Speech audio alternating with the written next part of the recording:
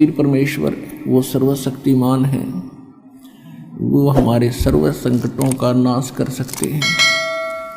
सर्व सुखदाई है ये परमात्मा।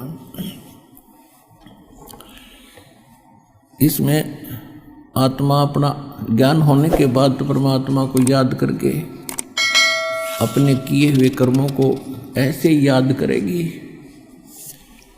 इसमें क्या बताया है कि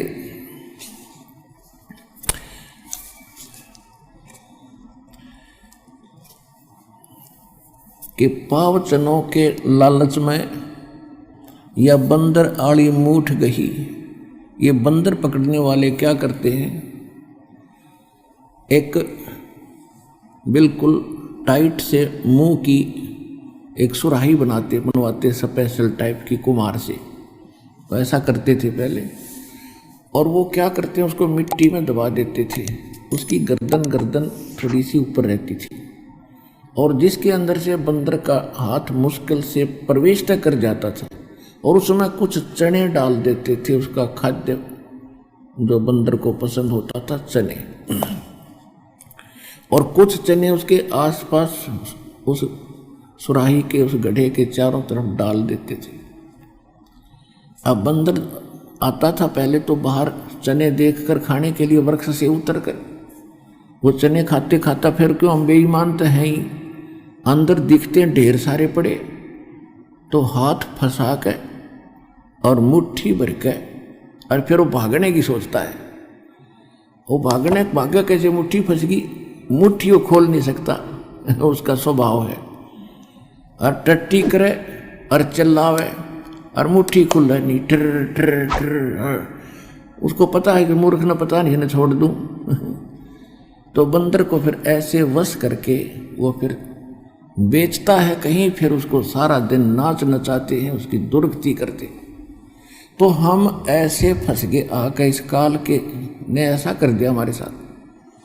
अब ये झूठे सुख, छोटी मोटी कोठी बंगले या मूठ भरवा रखी हमारी, रिया हमारे पर छूटे नहीं, इतना हम बचा नहीं, आड़े चिल्लाए जाएंगे, रिश्ते पकड़े रहेंगे। अब परमात्मा ने क्या किया,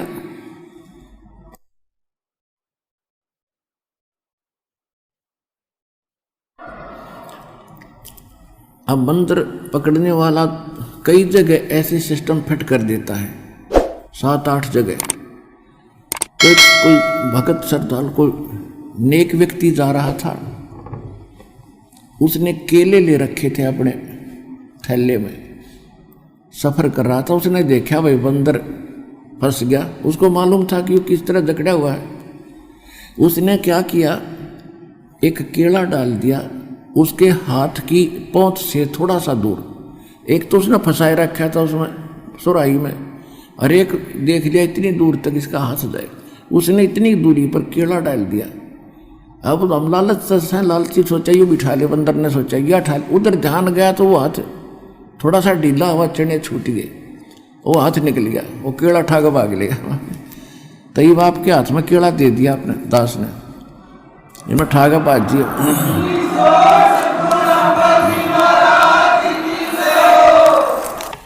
अब ये सतलोक का सच्चा सुख आपको याद दिला दिया, और ये भक्ति रूपी केड़ा आपके हाथ में दे दिया।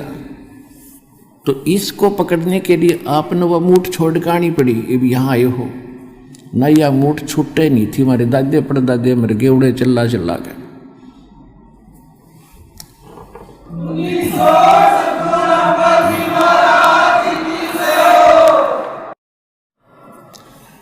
अब परमपिता परमात्मा स्वयं आते हमें सुखी करने के लिए, और हम पहचान नहीं सके अपने भगवान को, इसलिए परमात्मा कहते मैं रोवत हूँ सृष्टि को, और ये रोव मुझे।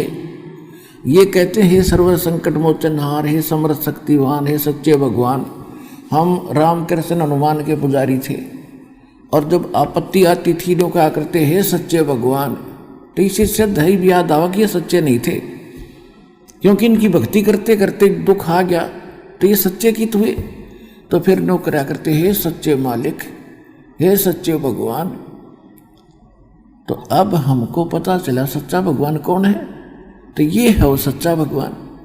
तो ये हम रोते हैं, परमात्मा कहते तुम रोवत हो, मैं रोवत हूँ सृष्टि को।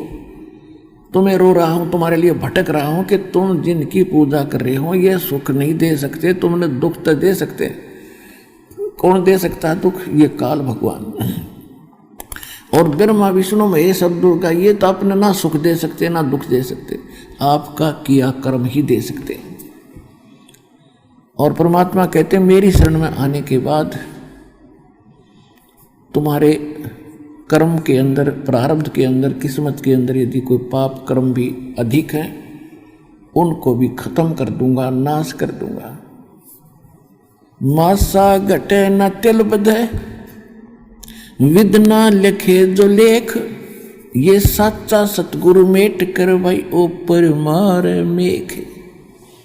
जम जो राजा से डरे ये मिटे कुरुम के लेख, अदली असल कबीर हैं ये कुल के सतगुरु एक।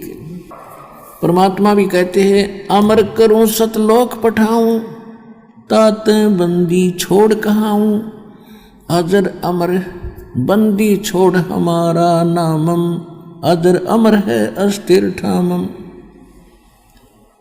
जब ही सतनाम हृदय धरो, भयो पाप को नाश, जैसे चिंगारी अग्नि की बई पड़े पुराण गास।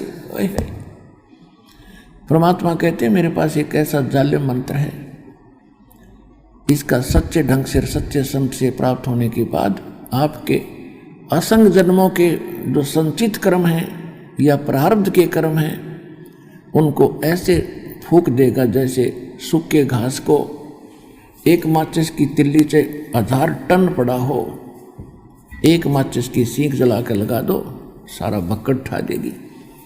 और फिर चलेगी तेज हवा, उसको कहीं का कहीं पटक देगी, ठाकर मैदान साफ हो जाएगा। ऐसे परमात्मा के सतनाम के अंदर वो पाप नाशक शक्ति है।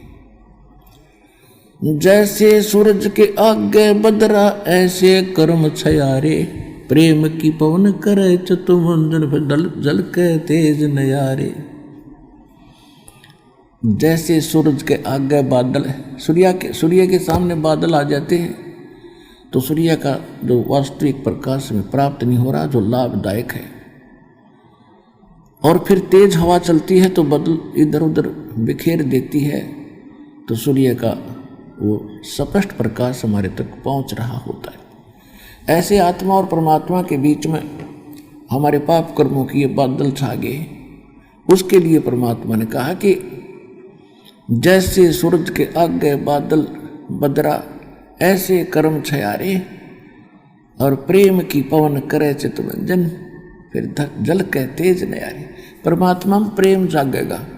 प्रेम जब जागेगा हम परमात्मा के गुणों से परिचित होंगे, हम फिर इसके ऊपर आसक्त होंगे, आशिक होंगे,